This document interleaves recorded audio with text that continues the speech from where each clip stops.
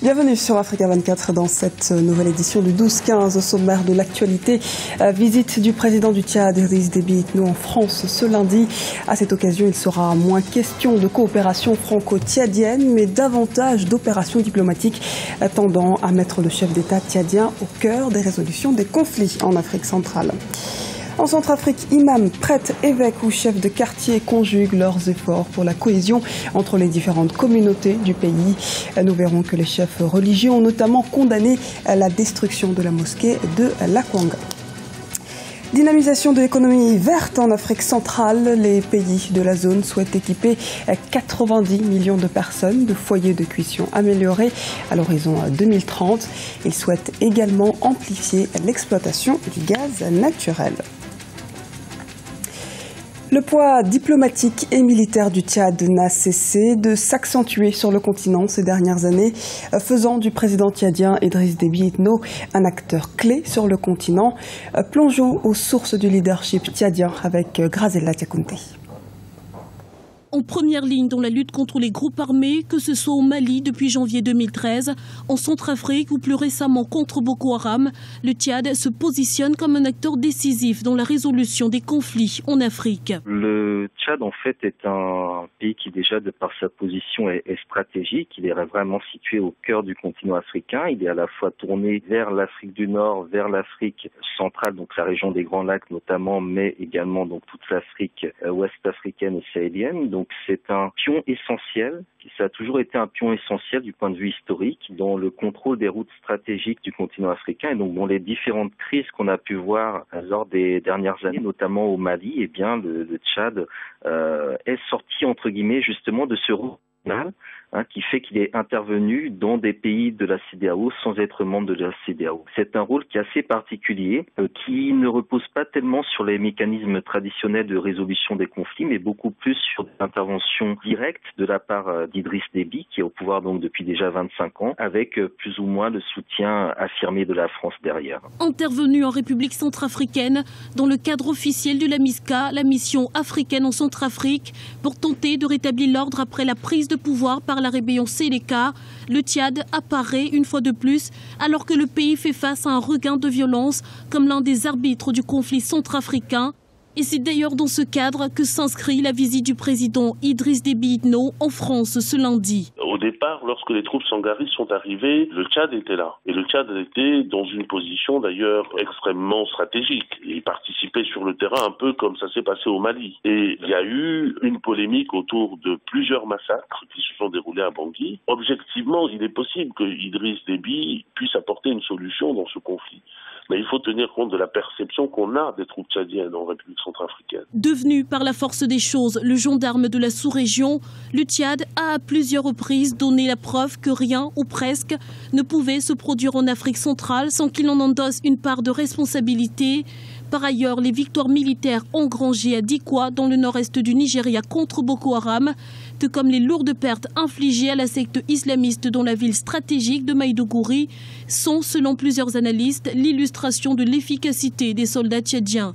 En Afrique centrale, mais désormais bien au-delà, l'État tchadien semble s'imposer comme la colonne vertébrale des stratégies militaires dans la sous-région. Et sachez que vous pourrez suivre en direct de notre antenne la visite du président du Tchad, Idriss Déby Itno, en France. L'émission spéciale débutera dès 14h15 GMT sur Africa 24. Rendez-vous diplomatique également pour la présidente de la Commission de l'Union africaine, Nkosazana Dlamini Zuma, ce lundi à Paris, en France. Au menu des discussions, la résolution des conflits sur le continent africain, de même que les préparatifs de la conférence sur le climat COP21. Les responsables religieux plaident pour un retour à la paix en Centrafrique. Après les acteurs politiques, les imams, prêtres et évêques ont condamné à leur tour la destruction de la mosquée de Lakwanga située dans le 2e arrondissement de Bangui. On fait le point tout de suite avec Ibrahim Ndiaye. En Centrafrique, la mosquée de Lakwanga, située dans le 2e arrondissement de Bangui, a été détruite. La destruction de ce symbole de la réconciliation irrite les chefs religieux. Depuis le début du conflit, des imams, prêtres, évêques ou chefs de quartier conjuguent leurs efforts pour un retour de la cohésion entre les différentes communautés du pays. Aujourd'hui, les chefs religieux condamnent la violence et ont repris leur bâton de pèlerin pour un vivre ensemble harmonieux entre Centrafricains. La destruction de la mosquée de la Kwanga qui se trouve dans le 2e arrondissement, pour nous, c'est vraiment lamentable. Mais ce n'est pas étonnant pour nous. Nous sommes des croyants, il faut s'attendre à tout. Certes, Dieu a dit qu'à un certain moment, vous allez avoir des gens qui vont vraiment trouver leur foi. Leur foi, quand on les appelle pour la paix, ils vont contourner cet appel pour détourner les chapelles, les églises, les mosquées, les synagogues. Dieu a dit déjà cela dans le Coran. Ça signifie que pendant des crises comme ça, il y a des gens qui vont toujours prouver leur mauvaise foi. Quand on les appelle à la paix, ils se détournent de cet appel. Mais nous n'allons pas baisser les bras, nous n'allons pas aussi nous taire. Nous allons continuer toujours à faire appel à nos compatriotes. Peut-être ils comprendront que la paix est nécessaire par rapport aux armes qu'ils détiennent. Les armes pourront jamais maintenir quelqu'un au pouvoir. Les responsables des différentes confessions religieuses participent activement au retour à la paix. Ils lancent aujourd'hui un appel à l'ensemble des Centrafricains. Je lance un appel pour dire que les mosquées, les églises qui viennent d'être brûlées, parce qu'il y a eu des églises aussi, l'église Saint-Michel, ce sont des lieux où des croyants se retrouvent. On ne peut pas, public aussi, on ne peut pas se permettre d'aller les brûler.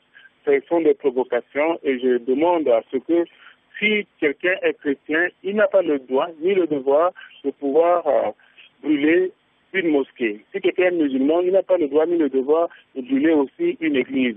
Nous devons plutôt promouvoir, encourager les lieux de culte qui permettent aux uns aux autres de se reconstruire et de pouvoir prendre le chemin de la paix et apporter leur contribution au développement du pays. C'est à partir des mosquées, à partir des églises, que les gens viennent pour se ressourcer spirituellement. Donc il est hors de question. Je condamne fermement tous ces actes et je demande à ce que aucun ne puisse toucher à ce lieu public et spirituel. Plus d'une vingtaine de jeunes, tous chrétiens, travaillaient pour reconstruire cet emblème de la réconciliation entre les communautés. Un meeting pour la paix a été organisé dans le quartier du PK5 à Bangui ce dimanche 4 octobre. Une rencontre qui a permis à la communauté musulmane d'apporter à nouveau son soutien en faveur de la paix. Des initiatives qui montrent que pour de nombreux Centrafricains, la paix et le vivre ensemble font partie de leurs priorités. La Centrafrique se mobilise donc pour un retour à la paix après les violences meurtrières. Un meeting pour la paix a été organisé dans le quartier du PK5 ce dimanche à Bangui, la capitale. La communauté musulmane a affiché son soutien au processus en faveur de la paix et aux forces internationales. Plusieurs centaines de personnes, musulmans comme chrétiens, ont participé au rassemblement sans qu'aucun incident ne soit à déplorer. Zoom sur le livre blanc de la CEAC, la communauté économique des États de l'Afrique centrale, en collaboration avec la CEMAC, la communauté économique et monétaire d'Afrique centrale. Le texte traduit l'ambitieux projet énergétique des chefs d'État de l'Afrique centrale. Les précisions d'Ibra Khadindiaï. La CEAC mise sur les énergies vertes. La communauté économique des États de l'Afrique centrale a annoncé plusieurs mesures afin de lutter contre la pollution. Elle souhaite équiper 90 millions de personnes de foyers de cuisson améliorés à l'horizon 2030, de construire des barrages hydroélectriques d'une capacité totale de 15 700 MW. L'institution va également mettre en place des infrastructures pour récupérer le gaz naturel.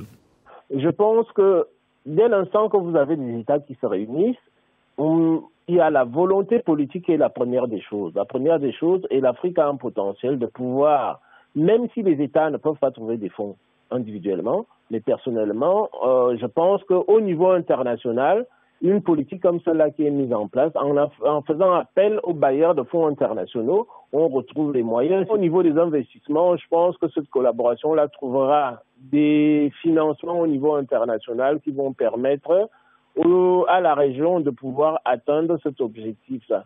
Mais néanmoins, de mon point de vue, j'espère bien que cette problématique énergétique-là, qui est de pouvoir garantir à la majorité de la population, si vous voulez, une énergie qui soit verte, ne soit pas un frein sur le développement de la région en tant que telle.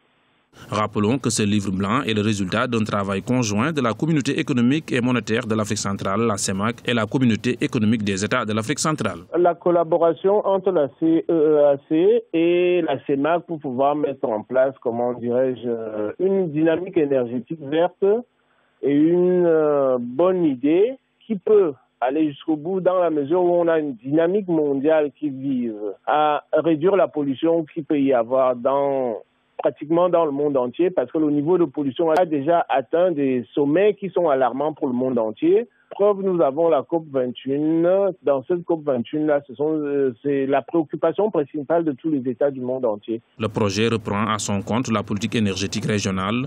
Selon ses concepteurs, ce projet a pour ambition d'offrir un accès universel aux services énergétiques et servir de levier pour le maintien de la croissance économique dans la sous-région. Ce journal a été réalisé par l'ensemble de la rédaction. Merci pour votre fidélité. Retrouvez dans un instant une nouvelle édition de l'actualité sur Africa 24.